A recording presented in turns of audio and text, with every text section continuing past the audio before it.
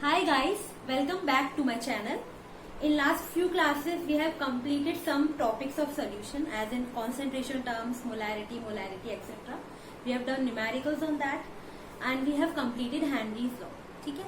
Now we are going to start a new topic that is the vapor pressure of liquid. ठीक है, जैसे कि मुझे ये नाम ही बता रहा है वेपर प्रेशर मतलब लिक्विड्स की बात कर रहे हैं हम और उनके वेपर प्रेशर की बात कर रहे हैं। अब प्रेशर किसका? वेपर्स का। ठीक है, अब ये आ कहाँ से रहा है उसका जरा देख लेते हैं हम लोग। कैसे करेंगे? मान लो अगर मेरे पास कोई बीकर है और ये बीकर क्या है? ऊपर से क्लोज्ड। हमने क्या किया? नीचे से क्या लगा दिया? आग। लोग लगाते हैं वो वाली आग में, औरतों वाली आग में, ये नॉर्मल वाली आग है, गैस जो हम लगा रहे हैं। इसमें क्या हो रहा है? अब मैंने क्या किया? गैस ऑन किया मतलब आप क्या कर रहे हो? टेम्परेचर को इंक्रीज कर दिया। जैसे आप टेम्परेचर को इंक्रीज कर रहे हो तो आपको पता है अंदर क्या होगा? बुदबुदाहट मतलब क्या होता है? अंदर क्या होगी? पानी क्या होगा? पानी गर्म होना शुरू हो जाएगा। पानी गर्म होना, इवोपरेट होना शुरू होगा, मतलब इन शॉर्ट इवोपरेशन प्रोसेस हमारा शुरू हो जाएगा। जैसे जैसे आप ज्यादा हीट देते जा रहे हो इवोपरेशन बढ़ते जा रहे हैं। यहाँ क्या था? लिक्विड। ये क्या है मेरे पास? लिक्विड। यहाँ मुझे क्या मिलती जा रही है? वेपर्स। ऐसे ही हो रहा है ना? यहाँ लिक्विड था, यहाँ मुझे वेपर्स मिलता जा रहा है। अब ये वेपर्स क्या करेंगे? अब ये वेपर्स अब बाहर तो नहीं निकल सकती। क्यों? क्योंकि ऊपर से जो मैंने अब इसका कंटेनर को क्लोज कर रखा है, इसकी लिड क्लोज है। ठीक है, बाहर नहीं निकलेंगी तो क्या करेंगी? अंदर ही एक्यूमुलेट होती जाएंगी। थोड़े टाइम बाद क्या होगा? इवोपरेशन तो टाइम के साथ साथ बढ़ रहा है क्योंकि आप टेम्परेचर बढ़ा रहे हो। थोड़े टाइम बाद जैसे ही इन वेपर्स का एक्यूमुलेशन बहुत ज्यादा हो जाएगा, ये दोबारा क्या हो जाएंगी? वापस आने लगेंगी। इस प्रोसेस को हम बोलते हैं कंडेंसेशन। पहले ऊपर जा रही थी, आप सबको पता है, इसको हम बोलते हैं इवोपरेशन। ठीक है, कंडेंसेशन क्यों हुआ? क्योंकि क्लोज्ड था हमारा कंटेनर, तो जो मेरी वेपर्स थी उनपे क्या हुआ? बहुत सारी वेपर्स का एक साथ फोर्स लगा, एक साथ प्रेशर बढ़ गया, जिसकी वजह से दोबारा कंडेंस होने लगी। तो साइमल्टेनियसली हम क्या देख रहे हैं कि हम देख रहे हैं धीरे धीरे टेम्परेचर तो अभी भी बढ़ ही रहा है। इवोपरेशन हो रहा है, कंडेंसेशन हो रहा है, इवोपरेशन हो रहा है, कंडेंसेशन हो रहा है। साइमल्टेनियसली क्या हो रहा है? ये दोनों प्रोसेस चल रहे हैं। एक पर्टिकुलर पॉइंट ऑफ टाइम पे जब मेरा रेट ऑफ इवोपरेशन इक्वल हो जाएगा किससे?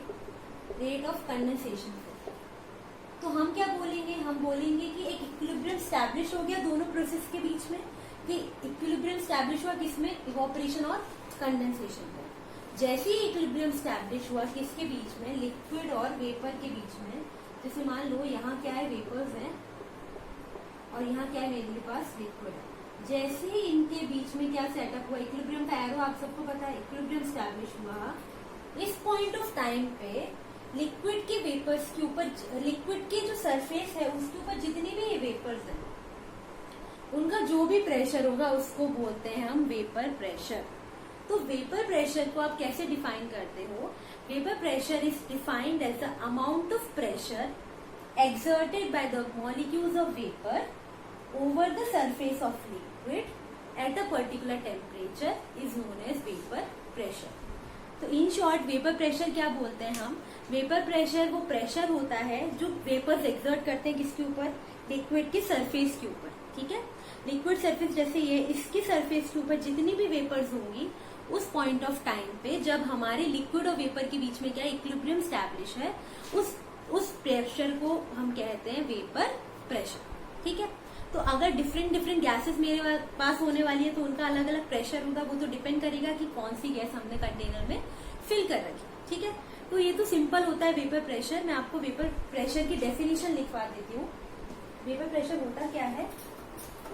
तो सिंपल जो इसका वर्ड, जो इंग्लिश वर्ड टर्मिनोलॉजी है वही होता है इसका मतलब। बस आपको ध्यान इतना रखना है कि उस प्रोसेस में जो लिक्विड और वेपर है वो इक्विलिब्रियम में होने चाहिए।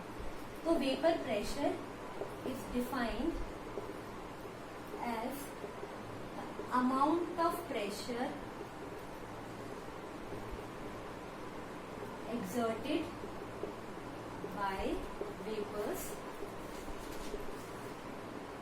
on the surface of liquid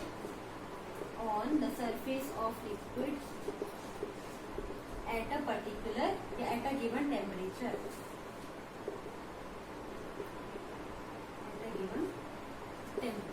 ठीक है, अब हम नेक्स्ट चीज पढ़ने वाले हैं। नेक्स्ट चीज हम पढ़ेंगे factors affecting vapour pressure. Factors जिन पे हमारा वेपर प्रेशर डिपेंड करता है। ठीक है, तो पहला है मेरा nature of liquid, nature of liquid, और दूसरा है टेम्परेचर। ठीक है, अब मैं बात कर रही हूँ किसकी, नेचर ऑफ लिक्विड की। तो नेचर ऑफ लिक्विड मतलब मैं वेपर प्रेशर उसका निकालने की कोशिश कर रही हूँ, किस पर डिपेंड करने वाला है कि मेरा जो लिक्विड है उसका नेचर क्या है। अब नेचर से मैं आपको ये बताना चाहती हूँ कि मैं आपको बोल रही हूँ मैंने दो सॉल्वेंट्स ले लिए, एक मैंने ले लिया बेंजीन और दूसरा सॉल्वेंट मैंने ले लिया वाटर। ठीक है, आपसे पूछेंगे थ्योरेटिकली कि which one has more vapour pressure, vapour pressure किसका ज्यादा होगा। ठीक है, तो कैसे बताओगे आप कैसे बता सकते हो, जो वेपर प्रेशर है वो डिपेंड करता है इंटरमॉलिक्यूलर फोर्स। ठीक है, इंटरमॉलिक्यूलर फोर्सेस पे। इंटरमॉलिक्यूलर फोर्सेस मतलब जो मॉलिक्यूल्स के बीच में आपस में फोर्सेस होते हैं, इन बिटवीन दी फोर्सेस। कोई भी बेंजीन का एक मॉलिक्यूल है, उसके दो दूसरे बेंजीन के मॉलिक्यूल से जो भी बीच में फोर्सेस होंगे, जो भी इंटरेक्शंस होंगे, उनको हम बोलते हैं उनके बीच के इंटरमॉलिक्यूलर फोर्सेस। अब मैंने आपको बोला कि बेंजीन और वाटर में ऐसे तो हम देख के नहीं बता सकते। अगर मेरे पास बेंजीन है एक हाथ में वाटर है, तो मैं देख के नहीं बता सकती कि इसकी वेपर ज्यादा आएंगी या इसकी वेपर ज्यादा आएंगी, ऐसा कुछ भी नहीं होगा। लेकिन हम थ्योरेटिकली कैसे बता सकते हैं, अगर मेरे पास इंटरमॉलिक्यूलर फोर्सेस मुझे दोनों मॉलिक्यूल्स के बीच में पता है, तो मैं बता सकती हूँ कि किसका वेपर प्रेशर ज्यादा होगा, किसका वेपर प्रेशर कम होगा। ठीक है, अब मैं बात कर रही हूँ जैसे बेंजीन और वाटर की। तो मैंने आपको बोला कि बेंजीन में कौन से फोर्सेस होते हैं, आप सबको पता होगा। बेंजीन में फोर्स, बेंजीन एक नॉन पोलर मॉलिक्यूल है। ठीक है, नॉन पोलर मॉलिक्यूल में कौन से फोर्सेस होते हैं, डिस्पर्जन फोर्सेस। ठीक है, वाटर क्या है, पोलर मॉलिक्यूल। पोलर मॉलिक्यूल तो इसमें सबसे अच्छा फोर्स होता है, इसमें क्या होता है, हाइड्रोजन बॉन्ड।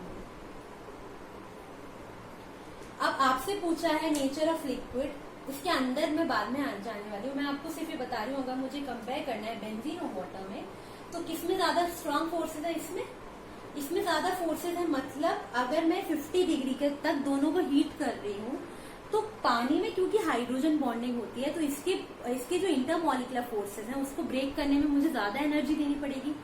अगर इसके फोर्सेस को ब्रेक करने में मुझे ज्यादा एनर्जी दे रही है, मतलब इसके वेपर्स बाद में बनेंगी, ऐसे ही होगा। ऑन द अदर हैंड अगर मैं बेंजीन के मॉलिक्यूल्स की बात कर रही हूँ, तो क्योंकि बेंजीन के जो मॉलिक्यूल्स होते हैं उनके बीच में फोर्सेस कम है, तो जैसे ही आप हीट दोगे आसानी से थोड़ा जल्दी इनके वेपर्स बन जाएंगे। तो जल्दी वेपर प्रेशर किसका बढ़ेगा, बेंजीन का। ठीक है, तो इन शॉर्ट इस पॉइंट का मतलब ही इतना था कि अगर मैं नेचर ऑफ लिक्विड की बात कर रही हूँ, तो नेचर ऑफ लिक्विड डिपेंड करता है हमारे इंटरमॉलिक्यूलर फोर्सेस पे। ठीक है, तो अगर मेरे पास इन शॉर्ट में लिखवा सकती हूँ आपको, नेचर ऑफ लिक्विड की अगर मैं बात कर रही हूँ, तो नेचर ऑफ लिक्विड किस पे डिपेंड कर रहा है, मतलब इंटरमॉलिक्यूलर फोर्सेस। ठीक है, अगर मेरे पास इंटरमॉलिक्यूलर फोर्सेस ज्यादा है, मतलब मेरे पास वेपर प्रेशर क्या होगा, कम आने होगा। ठीक है,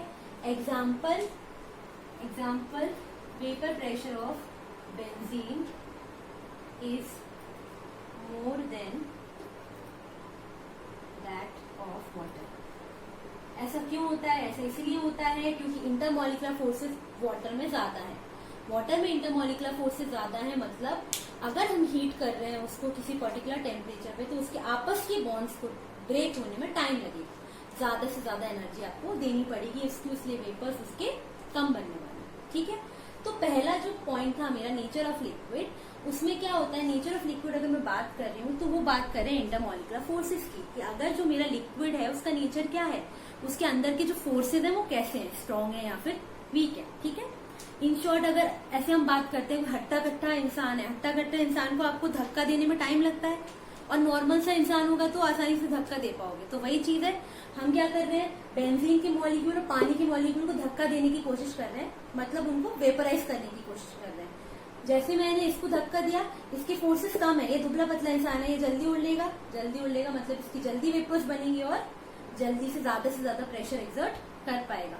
पानी में ऐसा नहीं होगा। ठीक है, तो पहला पॉइंट मेरा ये था कि जो IMF मतलब intermolecular forces.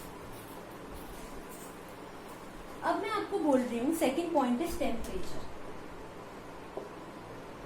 Second point is temperature.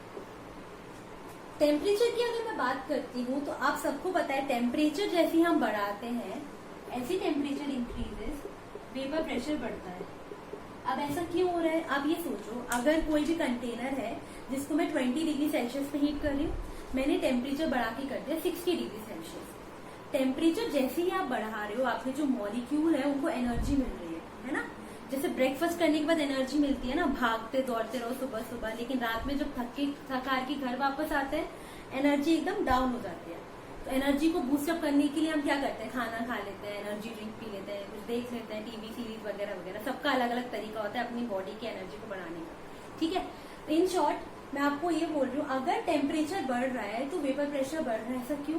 क्योंकि टेम्परेचर बढ़ाने पर हमारे जो मॉलिक्यूल्स थे जो अभी तक स्टिल बैठे हुए थे उनको क्या मिल गई, एनर्जी मिल गई। एनर्जी मिल गई तो और तेज भागेंगे, मतलब लिक्विड से वेपर का कन्वर्शन बहुत जल्दी हो जाएगा। लिक्विड से वेपर जल्दी बनेगी तो वेपर प्रेशर ज्यादा बढ़ जाएगा, ठीक है। तो इन शॉर्ट अगर मैं टेम्परेचर बढ़ाती हूँ तो मेरा वेपर प्रेशर बढ़ जाता है। ऐसा क्यों? क्योंकि टेम्परेचर के बाद लोगों को एनर्जी जल्दी मिलती है, एनर्जी तेज मिलती है, एनर्जी मिली और वो भागना शुरू हुए, ठीक है। तो इसी पे वेपर प्रेशर बेसिक हमने आज समझा, किस फैक्टर पर डिपेंड करता है वो हमने समझा। इसके बाद आगे हम नेक्स्ट क्लास में कंटिन्यू करेंगे। Thank you.